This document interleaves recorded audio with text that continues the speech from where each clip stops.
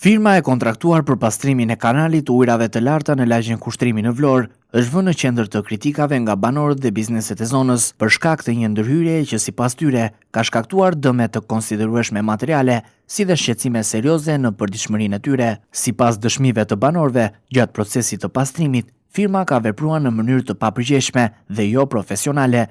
Në vend që të menaxhonte ujrat e ndotura sipas standardeve teknike, ajo i ka shkarkuar ato në mënyrë të drejtpërdrejtë në pusetën e pallatit ku po kryej ndërhyrja. Si pasojë, sistemi i brendshëm i kanalizimeve nuk ka përballuar fluksin dhe përzierjen e ujrave, duke bërë që ujrat e zeza dhe të ndotura të dalin në sipërfaqe dhe të përfundojnë në ambientin e katit të parë. Kjo situatë ka sjellë pasoja të rënda veçanërisht për bizneset që operojnë në këtë kat. Dyqane dhe ambient e shërbimi janë përmbytur nga ujrat e ndotura, duke i nxjerrë jashtë funksionit dhe duke shkaktuar dëme në pajisje, mallra dhe infrastrukturë. Pronarët e bizneseve shprehen se dëmet janë të mëdha dhe në disa raste aktiviteti është pezulluar plotësisht. Firma duke bërë punimet, ka futur do pastronte kanalin me pompë dhe ka futur në pusetën e pallatit. Pusetën e pallatit se mande dote ka dalë në lokal, ka shpërthyer gjithë praketin, banakët, të gjitha janë mbushur me ujrat zeza.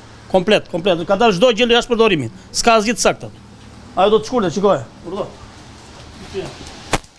Që ta bëna? Urdo. Edhe kanali ta përmbyste që si qëra në 4 tetor s'do kishte kaq ujë.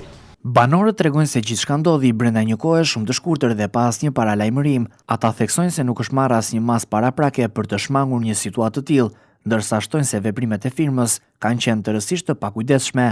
Sipas tyre, ndërhyrja nuk ka respektuar asnjë standard sigurie apo procedure teknike. Banorët dhe bizneset e prekura e konsiderojnë këtë një rast flagrant të neglizhencës, duke shtuar se dëmi i shkaktuar mund të ishte shmangur lehtësisht me një organizim më të mirë dhe me përdorimin e metodave të duhura të punës. Ata kërkojnë që përgjegjësit të mbajnë përgjegjësi dhe dëmet të kompensohen. Kujdesia atyre, tash unë jam pron private, unë duat ma bëjnë siç e kisha, unë s'dua asgjë.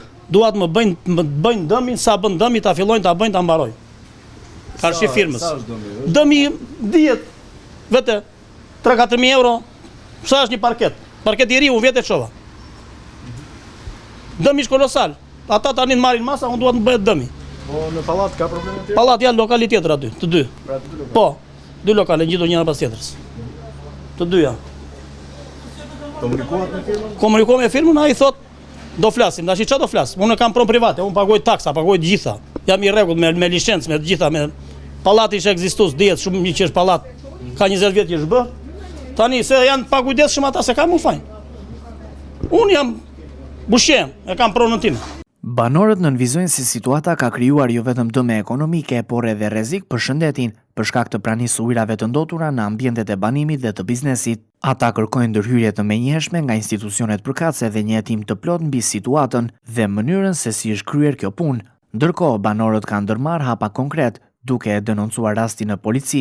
Gjithashtu ata kanë njoftuar edhe Bashkinë e Vlorës, duke kërkuar që të merren masa urgjente për zgjidhjen e situatës dhe për të parandaluar përsëritjen e rasteve të ngjashme në të ardhmen.